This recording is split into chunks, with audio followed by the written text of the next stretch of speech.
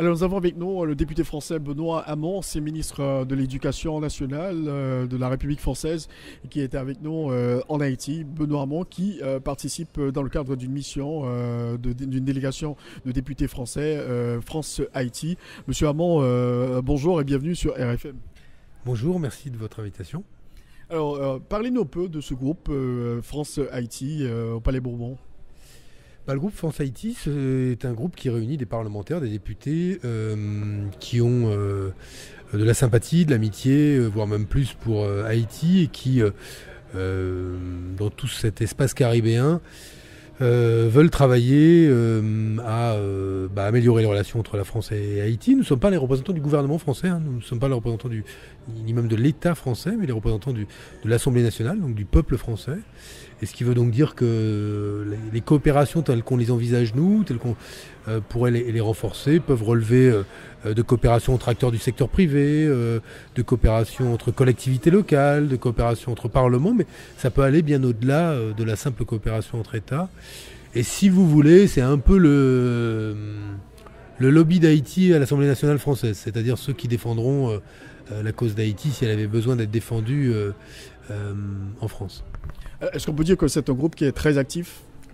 C'est un groupe qui réunit une trentaine de parlementaires, qui se réunit régulièrement, qui est présidé par un député assez dynamique. Ce qui joue beaucoup dans la dynamique des groupes d'amitié, c'est l'implication du président, en l'occurrence Mathieu Hanotin, qui est député de Seine-Saint-Denis, est très impliqué. Il a une forte communauté haïtienne sur son territoire, donc il connaît bien les Haïtiens, même si il y a aussi des Haïtiens qui ne sont pas rentrés depuis longtemps, donc c'est pas pareil d'appartenir à la diaspora haïtienne en Europe et de vivre à Haïti. Mais en tout cas, il est très dynamique et ce qui explique que si rapidement après la visite du président de la République française, nous ayons organisé ce déplacement de 4 parlementaires français en Haïti.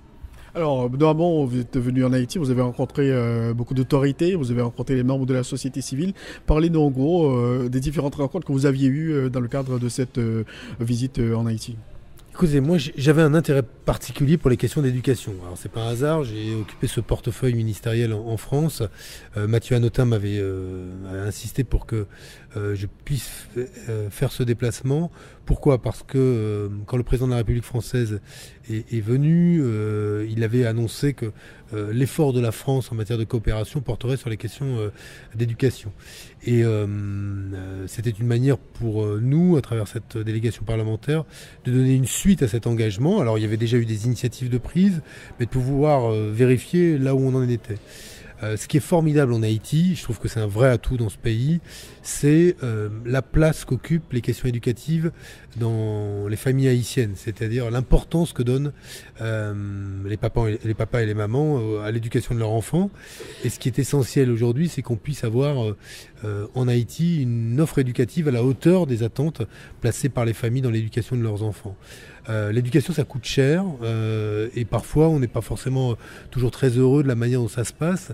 En tout cas, nous, un des terrains sur lesquels on a voulu proposer de renforcer la coopération, c'est sur un des points sur lesquels tous nos interlocuteurs ont insisté, c'est la formation initiale comme la formation continue des enseignants. Alors c'est un problème que je connais bien parce qu'en France aussi, on a eu ce problème. Il y a encore peu, nous avons dû rétablir les écoles pour les professeurs, ces écoles où ils se forment, parce que vous pouvez être un formidable géographe, c'est pas pour autant que vous êtes un bon professeur de géographie si vous n'avez pas appris comment transmettre. Et ces compétences pédagogiques, ça s'acquiert à l'école comme un élève, et c'est pour ça qu'il est important de former les maîtres. C'est comme il est important qu'ils se forment tout au long de leur carrière pour pouvoir toujours être au courant des dernières évolutions de leur discipline, des pédagogies nouvelles, de la manière d'utiliser une tablette ou un tableau interactif, donc le numérique. Donc on a abordé ces questions-là en détail. J'ai rencontré beaucoup d'autorités, le président de la République, des députés, le président de la Chambre des députés, le vice-président qui préside le Sénat aujourd'hui, des sénateurs, mais aussi des organisations non gouvernementales, le directeur général de l'administration centrale de l'éducation nationale haïtienne, des chefs d'établissement, des gens honnêtement remarquables. Si je devais je ne veux pas faire de jaloux, mais Monsieur Étienne, à la tête du collège Quatre-Pressoir, est un éducateur remarquable. On a rencontré des chefs d'établissement, Sainte-Thérèse de l'Enfant Jésus, Saint-Louis de Gonzague aussi, je pense. Bref, l'Institut Aimé, ou avec des éducateurs, des chefs d'établissement remarquables, qui ont pensé le projet éducatif de leur établissement, sont concentrés sur le développement de l'être humain, c'est-à-dire sur la nécessité de prendre en compte le fait que, comme disait justement le directeur de l'Institut Aimé, des enfants sont des sprinteurs, d'autres sont des marathoniens, et donc qu'il faut avoir des pédagogies différenciées pour qu'ils s'épanouissent. Bref, vous avez de remarquables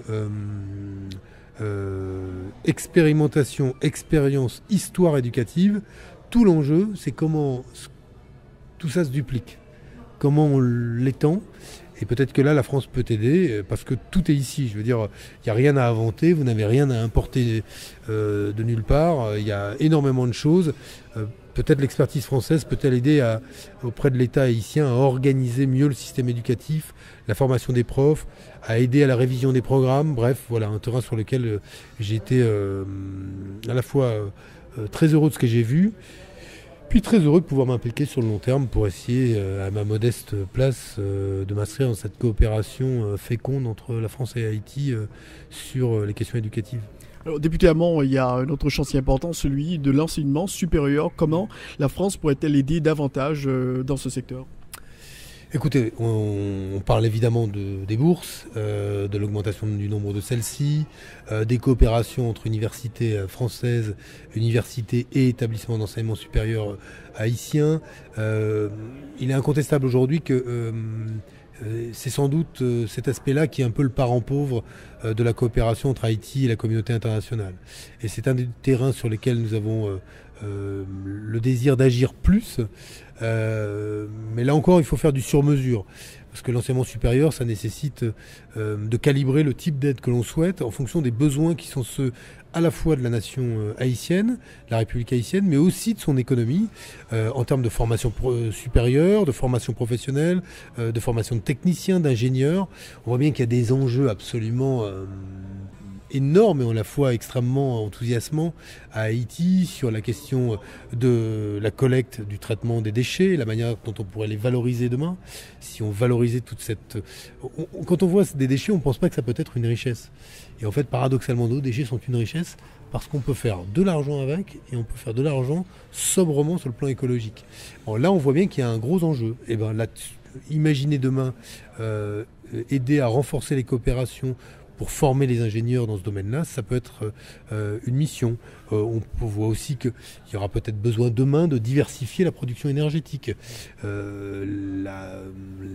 Haïti est un grand pays en matière d'hydroélectricité, et là encore avec un grand barrage, mais l'essentiel de sa production énergétique dépend des hydrocarbures. On peut imaginer avec la biomasse, avec le photovoltaïque, l'hydroélectricité, diversifier toutes ces productions énergétiques pour que demain Haïti soit souverain sur le plan énergétique.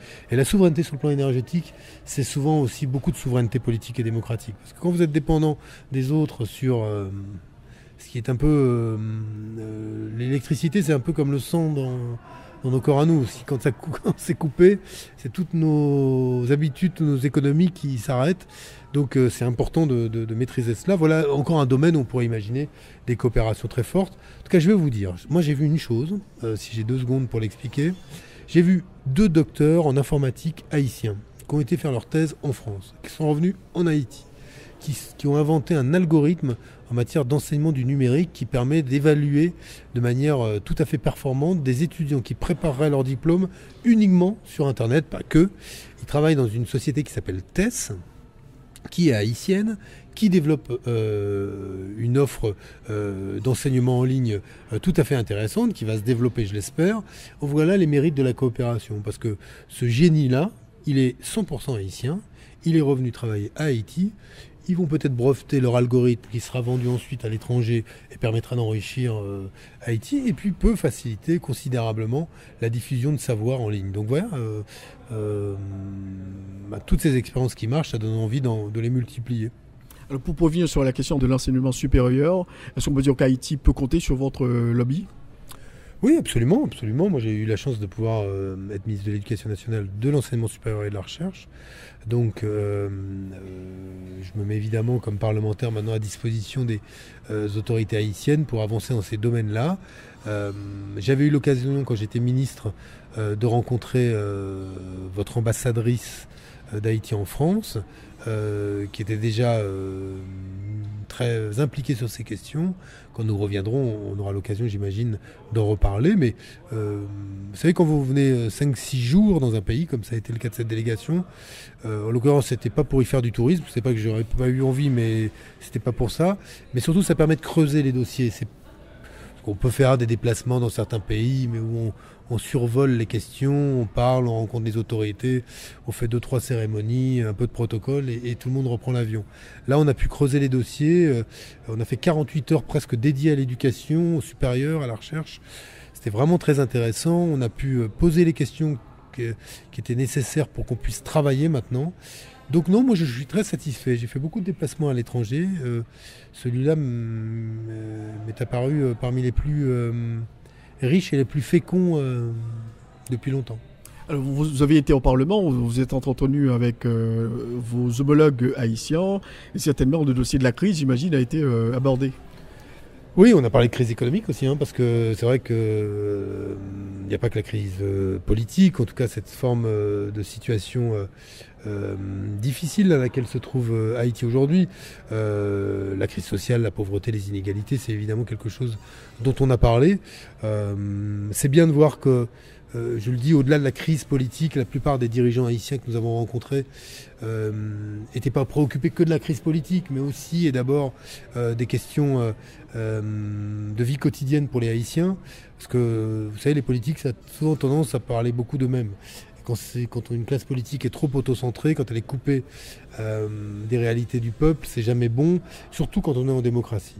Et là, on a donc parlé évidemment de la crise politique, mais aussi beaucoup des problématiques dont je vous parle là aujourd'hui, de pauvreté, d'éducation, etc.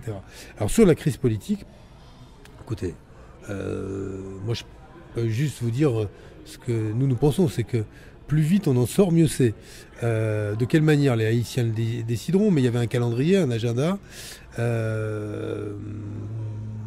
politique et démocratique. Nos interlocuteurs nous en ont parlé, mais en même temps, nous on était là pour prendre de l'information, c'est pas nous qui avons la solution. Ce sont eux qui l'ont, et il nous semble, je vais vous prendre un exemple, pour poursuivre le travail par exemple dans le domaine de l'éducation, plus vite la situation sera stabilisée, mieux ce sera. Et c'est pour ça que nous on a invité à ce que dans le respect des décisions démocratiques, de la Constitution, de la nécessité évidemment d'élections transparentes, que le calendrier qui permette d'avoir un président élu par le peuple haïtien, le plus bref il sera, mieux ce sera à nos yeux. Parce que le pays fait face quand même à une certaine anémie de moyens financiers, l'aide budgétaire qui n'arrive pas, mais la communauté internationale est claire, pour débloquer cette aide, il faut qu'on ait un gouvernement démocratiquement élu en Haïti. Oui, en même temps, moi je vous le dis, je pense que mettre le couteau sous la gorge pour la communauté internationale des Haïtiens parce qu'on détient les cordons de la bourse, bon, manière de faire. Moi, je pense qu'on a affaire des gens responsables. Chacun voit bien que c'est mieux d'avoir un parlement, un gouvernement et un président qui se fondent sur une légitimité démocratique indiscutable et qui peuvent mettre en place des politiques publiques. Donc les Haïtiens le savent, les dirigeants haïtiens que nous avons croisés le savent aussi. Moi, je pars d'ici sur ces questions plutôt optimiste et confiant. Maintenant, il est clair que pour la communauté internationale, c'est comme ça que les choses se passent souvent. On a besoin d'interlocuteurs légitimes démocratiquement, c'est-à-dire dont l'élection repose sur une décision claire, nette et indiscutable du peuple haïtien. Donc clair, il faut sortir le plus rapidement possible de cette impasse.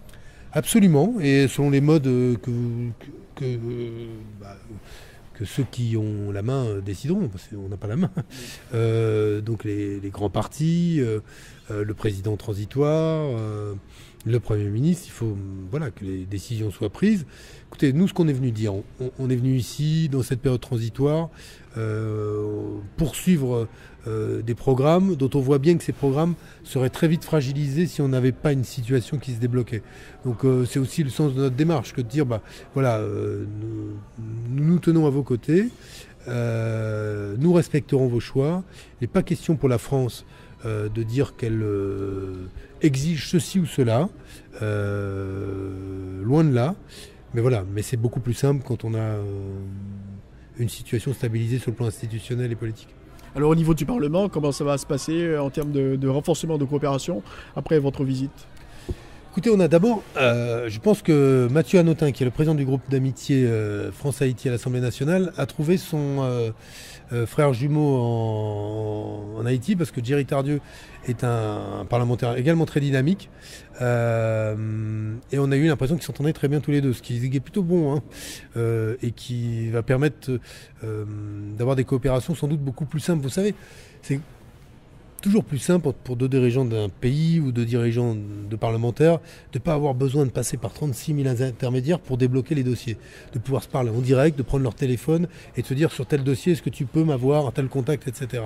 Là, avec cette relation personnelle qu'auront Jerry Tardieu et Mathieu Hanotin, c'est la promesse d'une coopération non seulement plus riche qu'avant, mais surtout beaucoup plus efficace.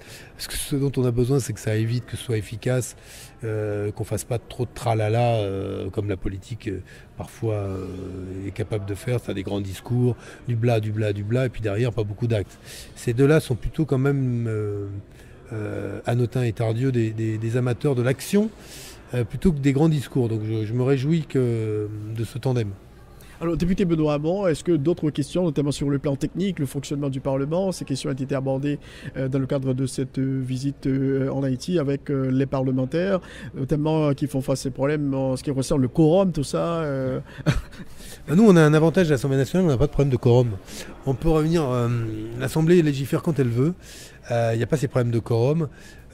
Après c'est votre loi fondamentale qui l'exige, donc c'est pas à nous de discuter ça, mais en tout cas de notre point de vue c'est plus simple. Oui, on a parlé de tout ça, on a parlé du fonctionnement de vos institutions, mais pour être très honnête, l'essentiel de notre visite n'a pas porté sur ces questions-là. Encore aujourd'hui, nous étions avec le comité interministériel l'aménagement du territoire, on a parlé de tout le travail que fait ce comité interministériel. Donc je veux dire qu'il est remarquable. En termes de réflexion et de prospective sur l'aménagement du territoire, sur la maîtrise du foncier, sur les politiques énergétiques, sur la distribution de l'eau, sur la collecte des déchets, on a là des gens qui ont travaillé, préparé le terrain à des décisions et à des politiques publiques. Il y a une vraie ressource. Maintenant, il faut... Haïti a connu quand même beaucoup de malheurs en quelques années. Le séisme, des difficultés économiques extrêmement fortes, une météo qui n'est pas toujours clémente, du coup un urbanisme qui n'est pas forcément maîtrisé et qui peut conduire à des situations tout à fait dangereuses. Bon bref, on voit bien que dans tous ces domaines, il y a des travaux d'Hercule qui attendent les dirigeants et le peuple haïtien. Mais en même temps, on a nous aussi connu ça, la France, quand on a fallu qu'on se relève de la Deuxième Guerre mondiale, le pays était détruit, donc là aussi c'était des travaux d'Hercule. On voit qu'il y a les nations se relèvent toujours, et la nation haïtienne, elle a dans sa culture, qui est absolument incroyable d'ailleurs aussi, c'est dans sa culture toutes les ressources et dans sa jeunesse pour pouvoir relever la tête. Sur le plan économique, l'une des questions qui est toujours soulevée, notamment par les hommes d'affaires, le secteur économique, c'est qu'on souhaite beaucoup plus de présence d'institutions financières françaises en Haïti, notamment d'entreprises françaises en Haïti. Cette question, j'imagine, a été abordée. Oui, aussi. Nous, écoutez, on sera le porte-parole d'Haïti auprès des entreprises françaises. Les entreprises françaises Il faut qu'elles aient des partenaires haïtiens, parce que ce qui est bien, c'est que quand une entreprise française travaille, elle travaille aussi avec des sous-traitants ou des partenaires haïtiens, de façon à ce qu'il y ait du travail pour les Haïtiens et pas simplement pour des expatriés étrangers, que ces coopérations permettent aussi des transferts de technologies. Les pays d'Asie se sont largement développés grâce au transfert de technologies. Les pays d'Amérique du Sud se sont développés grâce au transfert de technologies. Et il faut qu'il y ait en Haïti, je pense aussi une politique très volontariste pour faire en sorte que quand une entreprise ou un pays étranger obtient un gros marché, eh bien, à côté de ce marché, il forme les techniciens, les ouvriers, les ingénieurs des pays à la maîtrise de ces technologies qui permettront ensuite à Haïti de ne pas dépendre d'une technologie étrangère, mais de disposer de ce savoir-faire. Dans un autre domaine, vous avez ici une richesse culturelle considérable. Vivre de son métier d'artiste, ça suppose d'avoir, de pouvoir vivre de sa création et donc de pouvoir enregistrer les droits et les paiements liés à ces droits. Donc ça veut dire qu'en matière de collecte des droits, il faut faire en sorte qu'un artiste haïtien ne soit pas tenté de s'enregistrer dans une société étrangère aux États-Unis ou en France parce qu'il pense qu'il va mieux bénéficier ou mieux vivre de son art, mais il faut pouvoir développer tout ça. Donc ce sont des discussions qu'on a eues avec aussi des Haïtiens, ce qui montre que, je vais vous dire, tout est là. C'est pas le talent qui manque, c'est pas l'intelligence, c'est pas la culture, c'est pas la jeunesse. Tout est là. Absolument, tout est là. Alors, je ne veux pas dire que c'est facile, hein. Je ne veux pas dire qu'il n'y a qu'à se baisser pour y arriver, mais moi, ce que j'ai vu dans ce pays, dans le potentiel qui est le sien, me rend assez optimiste. En tout cas, le message de la France qui sait l'histoire qu'elle a avec ce pays, y compris la responsabilité qu'elle a et la dette morale qu'elle a vis-à-vis de ce pays, notamment parce qu'elle a été... elle a fait le commerce des Noirs, elle a colonisé ce pays. Donc on a une histoire en commun. Et nous, aujourd'hui, nous sommes un pays, je crois, en Occident, un des seuls pays qui commémore désormais le 10 mai l'abolition de l'esclavage. Donc voilà, on regarde tout cela, et puis parce qu'on parle français ici, que même quand on parle créole, on entend tellement de mots de français qu'on ne peut pas se sentir éloigné de tout cela. Pour toutes ces raisons, le rôle qu'on veut jouer, c'est d'accompagner les Haïtiens dans le destin qu'ils se seront choisis. Et venir parler d'éducation, c'est dire cela. Il y a quelqu'un qui a dit, je crois que c'est un Américain, Lincoln, qui a dit... si vous trouvez que l'éducation coûte trop cher, essayez donc l'ignorance. Bon, ben voilà, Haïti a choisi d'investir dans l'éducation, nous on est prêts à investir à ses côtés. Vous avez été au Mupana, non? Pardon? Au musée du Panthéon National? Oui, mais on est resté juste dans le café, donc on n'a pas eu l'occasion de le visiter. Donc, non, parce qu'en fait c'était pas dans notre programme. Donc on est resté à la périphérie de l'essentiel. Alors, à quoi peut-on s'attendre suite à votre mission? Eh ben, d'autres missions qui seront peut-être pas forcément de nous, mais moi, vous savez, j'ai été ministre de l'économie sociale et solidaire avant d'être ministre de l'éducation nationale. Je vois que dans le domaine de l'économie informelle, de l'économie non lucrative, économie coopérative, il y a des choses qui peuvent être développées ici aussi en Haïti. Donc on peut imaginer des partenariats avec des acteurs de l'économie sociale des deux côtés haïtiens et français. On peut imaginer que dans le domaine du recyclage, de la collecte des déchets, on puisse construire des partenariats. Il va y avoir, je pense, une intensification de ces échanges. Sous quelle forme, je ne peux pas vous dire. On va juste, nous, essayer d'être désormais des facilitateurs de ces échanges. Le président du groupe a beaucoup parlé de passerelles, de ponts entre nos deux pays. Bon, voilà, une fois qu'on aura construit ces ponts, il faut que les gens passent dessus. Les idées et peut-être parfois un peu d'argent aussi, parce que c'est toujours parfois nécessaire. On va essayer de faire en sorte que ces ponts fonctionnent. Voilà. Des élections françaises bientôt, l'année prochaine Bah ouais, on va avoir nos élections présidentielles en 2017, élections législatives, dans une situation difficile, avec un poids de l'extrême droite en France, des idées nationalistes et racistes de plus en plus lourds. On a une société française qui elle aussi connaît la crise. avec des interrogations identitaires assez fortes, avec une menace terroriste qui subsiste, qui est forte, puis surtout un chômage fort, une pauvreté qui augmente. C'est aussi ça la réalité française. C'est pas que des avions qui volent, des fusées qui montent très haut et des technologies remarquables. C'est aussi des inégalités fortes. Voilà, ça nous place en France aussi devant des défis qui sont des défis considérables et j'espère que ceux qui croient encore que demain peut être meilleur qu'aujourd'hui se feront entendre et gagneront les prochaines élections. Il n'y a rien de pire que ceux qui croient que c'était mieux avant, que ceux qui n'ont qu'un discours de peur, d'angoisse.